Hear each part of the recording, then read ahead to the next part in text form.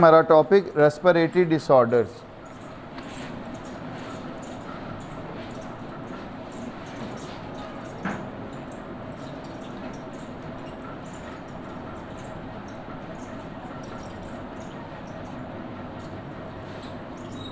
Respiratory disorders बेटे, disease एक बीमारी, डिसऑर्डर ग्रुप ऑफ डिजीज़। चूँकि हमने इसमें मुख्तलिफ़ डिजीज़ पढ़नी हैं, किसके मतलब रेस्पिरेटरी सिस्टम के बारे में। अब बेटे बहुत सारी रेस्पिरेटरी डिजीज़ हैं, ज़्यादातर वो डिपेंड करती हैं उस एनवायरनमेंट पे जिसमें हम रह रहे हैं। अगर वो एनवायरनमेंट साफ़ सुथरी, हवा साफ़ सुथरी, पार्टिकल उसमें कम, धुआं कम, तो बीमारियां भी रेस्पिरेटरी ट्रैक की कम। अगर हवा आलूदा, जो सांस हम अंदर लेके जा रहे हैं, जो हवा हम अंदर लेके जा रहे हैं, उसमें गंदगी, हमारे ज़रात जो हैं वो जा रहे हैं अंदर, तो उतनी बीमारियां ज़्यादा। The percentage of such disorders is particularly high in Pakistan. वजह, पाकिस्तान को कोई ख़ास नहीं नवाजा अल्लाह ने, वजह यहाँ की गंदगी है, गंदी हवा। It is due to the more concentration of pollutants not only in urban but also in the rural atmosphere. Some of the important respiratory disorders are described. सबसे पहला बेटे bronchitis.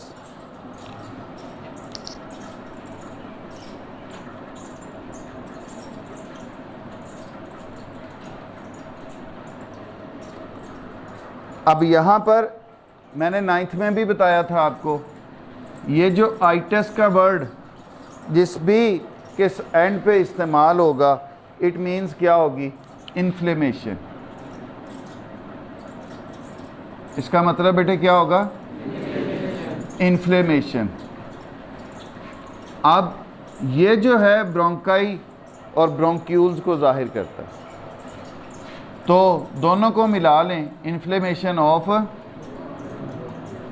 Bronchi and bronchioles.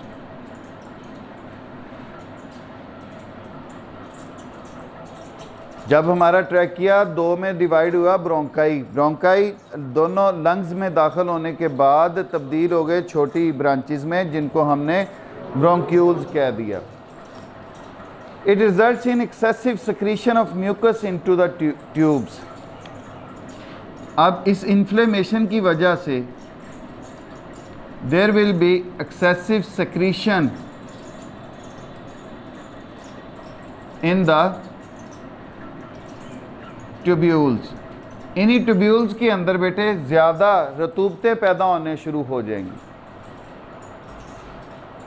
Leading the swelling of tubular walls and narrowing of the tubes. उसके नतीजे में क्या होगा, there will be swelling of tubules या tubular walls and narrowing of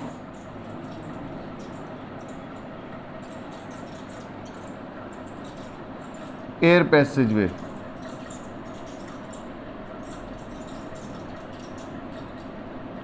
for example बेटे ये एक ट्यूब्यूल है, इन्फ्लेमेशन नहीं हुई, स्वेलिंग नहीं हुई, हवा का रास्ता ज़्यादा है, इन्फ्लेमेशन हो गई,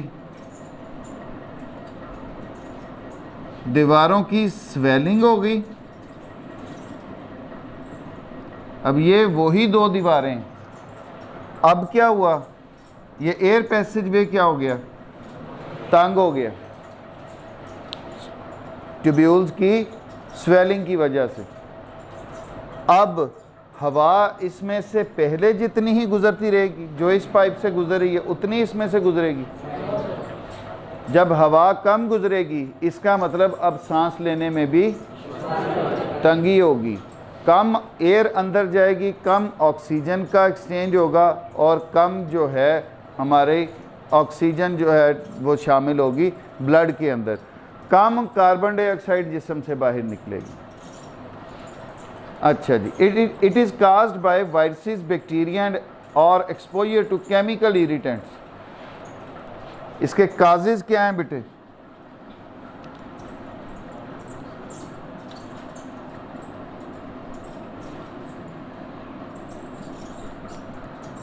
viruses, bacteria and chemical irritants. अब केमिकल इरिटेंट्स में क्या शामिल है? टोबैको स्मोक, इसके अलावा गाड़ियों का धुआं भी। स्मोक किसी भी सूरत में वो हमारे लिए एक इरिटेंट के तौर पे काम करता है, जो कि इन्फ्लेमेशन का बायस बनता है हमारे ब्रोंकाई की। अब ब्रोंकाइटिस जो है दो टाइप्स का हो सकता है। एक को हम नाम देते हैं बेटे एक्यूट ब्रोंकाइटिस, और दूसरी टाइप को हम नाम देते हैं क्रॉनिक ब्रोंकाइटिस। एक्यूट जिस भी बीमारी के साथ लगेगा, जिसकी भी बीमारी से पहले हम इस्तेमाल करेंगे, उसका मतलब होगा ऐसी बीमारी जिसकी हिस्ट्री चंद दिनों पर या 1-2 हफ्तों पर मुश्तमिल है। एक्यूट जिस भी बीमारी के साथ इस्तेमाल होगा, इट मीन्स जिसकी हिस्ट्री कुछ दिनों पर मुश्तमिल है या कुछ हफ्तों से मुराद भी 1-2 हफ्ते ही होते हैं। क्रॉनिक ब्रोंकाइटिस, क्रॉनिक उस बीमारी के साथ वर्ड इस्तेमाल होगा जिसकी हिस्ट्री महीनों या सालों पर मुश्तमिल होती है, जिसकी हिस्ट्री महीनों या सालों पर। दूसरे लफ्ज़ों में, आम लफ्ज़ों में, एक्यूट कुछ दिन पहले से शुरू होने वाली बीमारी, क्रॉनिक जो काफ़ी अरसा से चलती आ रही। काफ़ी अरसा से मुराद महीने या साल। अब ये जो एक्यूट ब्रोंकाइटिस है, इसी तरह usually last about 2 weeks and patient recovers. Acute bronchitis last for 2 weeks. कितने हफ्तों के लिए बेटे? 2 हफ्तों के लिए।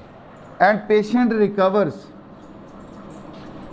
पेशेंट ठीक हो जाता है with no permanent damage.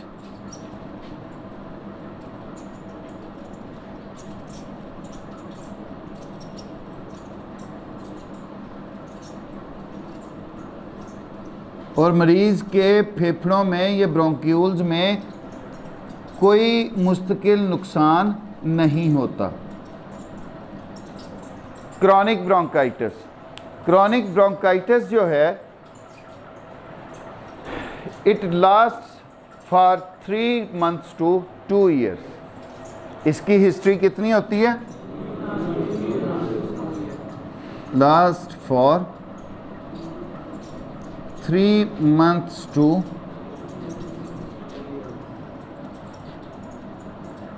2 years।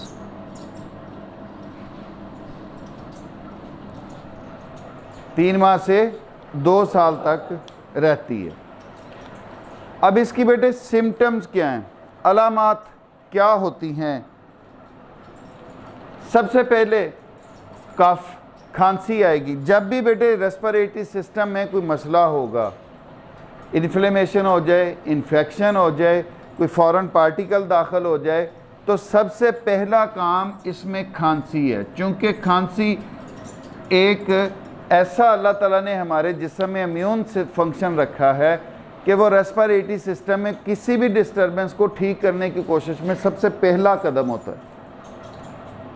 आप खाना खा रहे हो, खुदा ना खास्ता पानी या कोई खुराक का छोटा मोटा पीस जब खुराक की नाली के साथ, सांस की नाली के साथ जाके लगता है, तो फ़ौरन से आपको उठू आ जाता है, खांसी आ जाती है, वो पार्टिकल बाहर निकल जाता है। ऐसा ही है। और जब भी फेफड़ों में कोई इन्फेक्शन होती है या ब्रोंकाई में, आपको खांसी साथ शुरू होती है।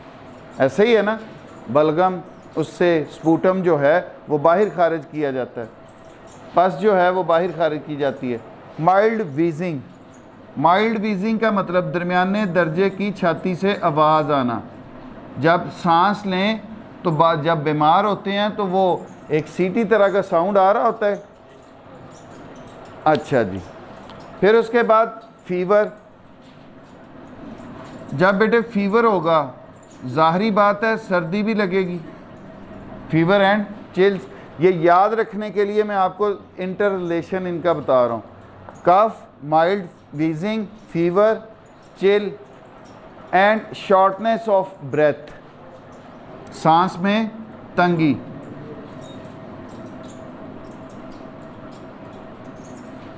शॉर्टनेस ऑफ ब्रेथ, और वो मैं मैकेनिज़्म आपको बता चुका हूँ कि वो क्यों ऐसा होगा।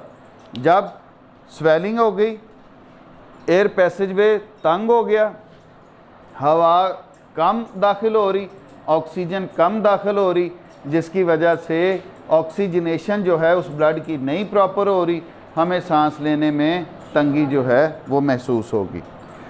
इसको बेटे इसी तरीके से करना। सबसे पहले बीमारी, उसकी डेफिनेशन, मतलब उसको डिफ़ाइन करना या उसको एक्सप्लेन करना। उसके बाद उसकी सिम्टम्स। अब इसकी सिम्टम्स में क्या क्या आ गया? कफ, माइल्ड वीजिंग, फीवर, चिल्स और शार्टनेस ऑफ ब्रेथ। फिर काजेज इसके क्या क्या हैं? Viruses, bacteria and chemical irritants. कितनी टाइप्स हैं इसकी? Acute bronchitis, chronic bronchitis. Acute bronchitis last for 2 weeks and patient recovers without any permanent damage. Chronic bronchitis, it lasts from 3 months to 2 years. अच्छा जी, अब इसके symptoms include cough, mild wheezing, fever, chill, shortness of breath जो है। अच्छा जी, अब next disease जो है दैट इज़ एम्फीसीमा।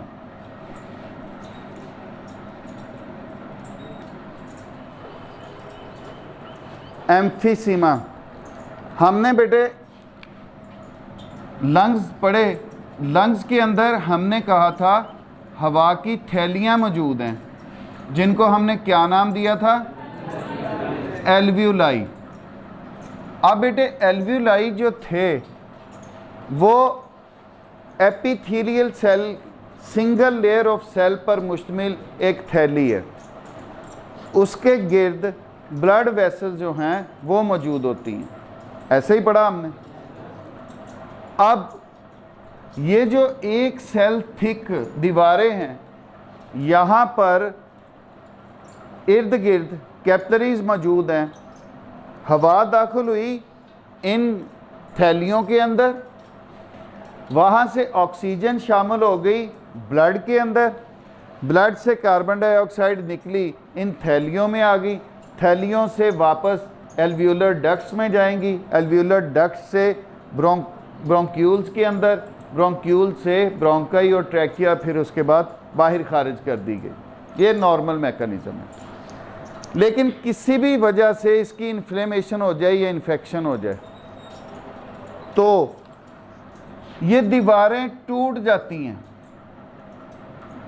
अब इन दीवारों के टूट जाने का मतलब क्या है? गैसियस एक्सचेंज के लिए रकबा, एरिया कम हो गया। मैं बात कर रहा हूँ गैसियस एक्सचेंज के लिए वो एरिया जो है वो कम हो गया। अब जब एरिया कम हो गया, गैसों का तबादला पहले जितना ही होगा या कम हो जाएगा? कम हो जाएगा। अब हवा में से उतनी ऑक्सीजन जो है वो हमारी नहीं पहुंचाई जा सकती ब्लड के अंदर। इन दीवारों की वजह से ही फेफड़े में इलास्टिसिटी मौजूद थी। हमने कहा था ना स्पंज टाइप स्ट्रक्चर है। जब ये दीवारें हार्ड हो जाएं, सख्त हो जाएं और टूटना शुरू कर दें तो हमारे लंग्स की इलास्टिसिटी भी वही बाकी रहेगी? नहीं, अब उनमें वही लचक बाकी नहीं रहेगी। ना वो पहले जितना एक्सपेंड कर सकेंगे और ना वो पहले जितना अपनी वापस हालत में आ सकेंगे। अब इसका मतलब क्या हुआ? इसका मतलब ये हुआ कि जो हवा वो अंदर लेके जा रहा है वो पहले जितनी नहीं लेके जा रहा, जो एक नॉर्मल हमारा फेफड़ा लेके जा रहा था।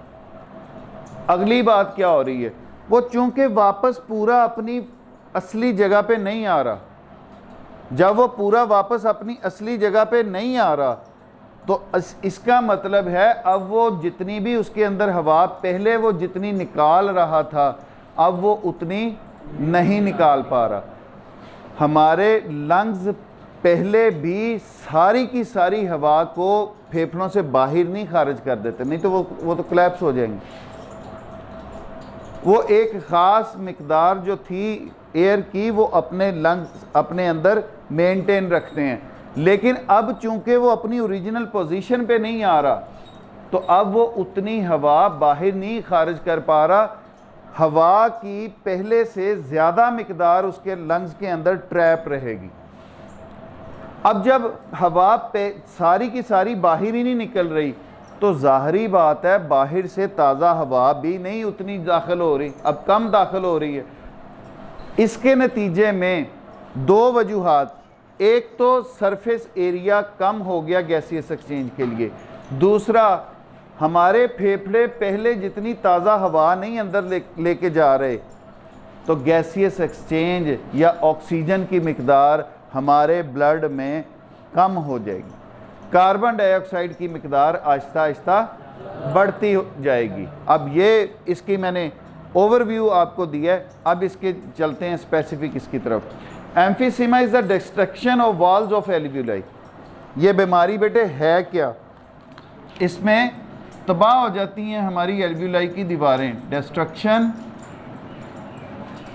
Of walls of alveoli.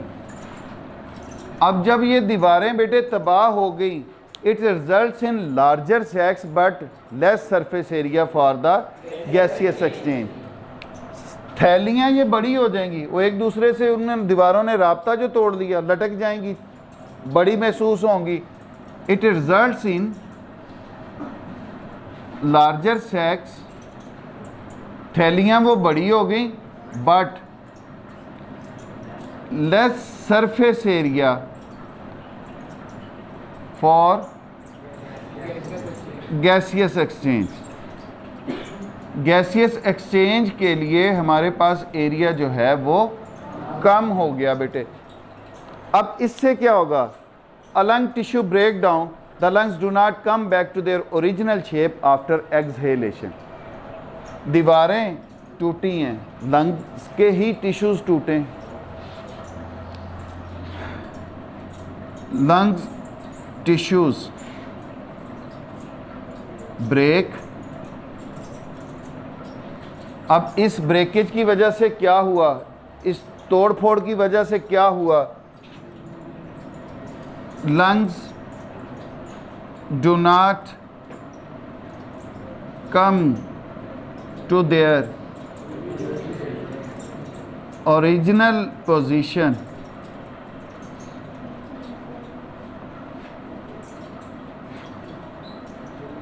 After exhalation.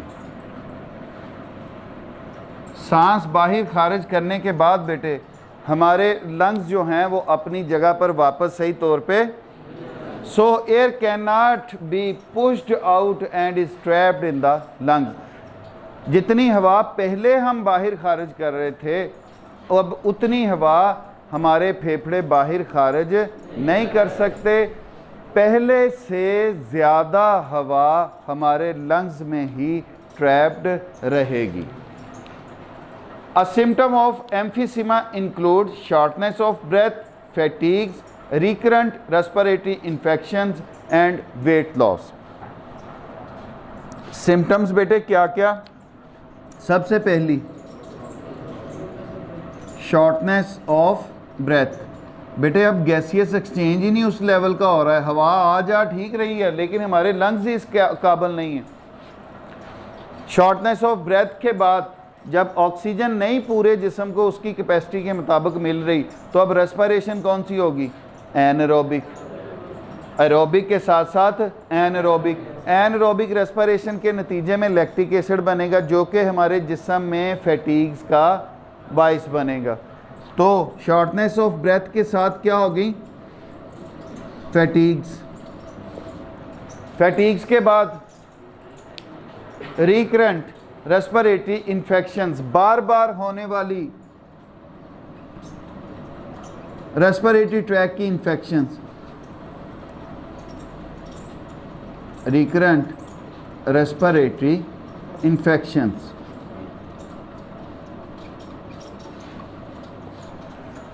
अब जब रेस्पिरेशन ही ठीक नहीं, ब्रेकडाउन ही ठीक नहीं, हमारी बॉडी फंक्शंस चेंज हो जाते हैं, वो आपकी ना प्रॉपर इनटेक होगी बीमारी की वजह से, ना आपकी प्रॉपर ब्रेकडाउन हो रही है, ना वो कंपोनेंट्स हमारे जिस्म का हिस्सा बन रहे हैं, ना हमारे जिस्म में रेस्पिरेशन प्रॉपर हो रही है, जिस वजह से क्या होगा? हमारे जिस्म में वेट लॉस।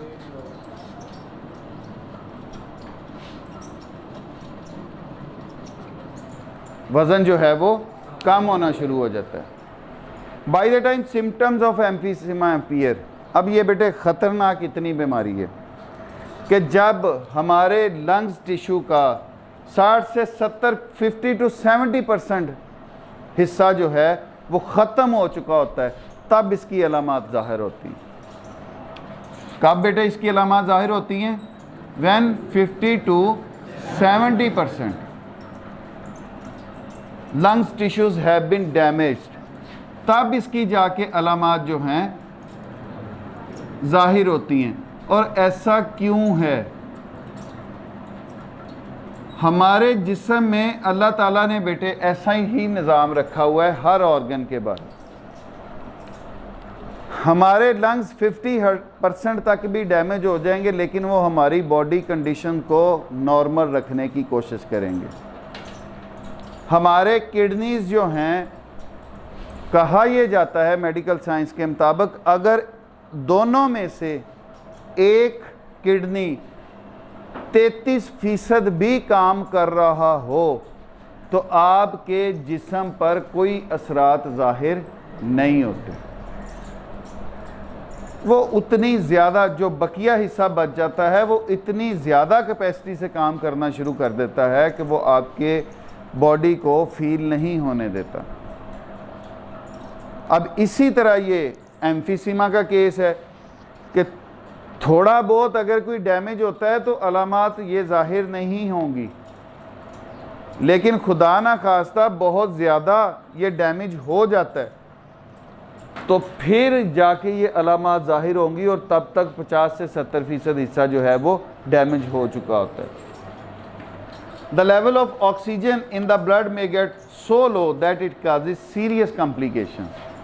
उससे ब्लड pH ही तब्दील हो जाती है। ऑक्सीजन की मिकदार तब्दील होने से, अब मैं फॉर एग्जांपल बताता हूँ, ऑक्सीजन दाखिल हो रही थी, कार्बन डाइऑक्साइड जिस्म से बाहर निकल रही थी, हमारा जिस्म होम्योस्टेसिस की वजह से एक नॉर्मल काम कर रहा था।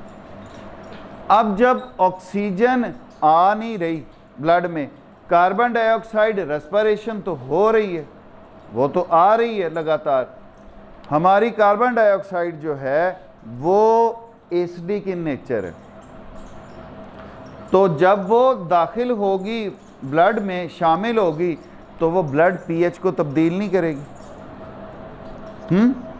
जब ब्लड पीएच तब्दील होगी तो sir enzymes are very specific to pH.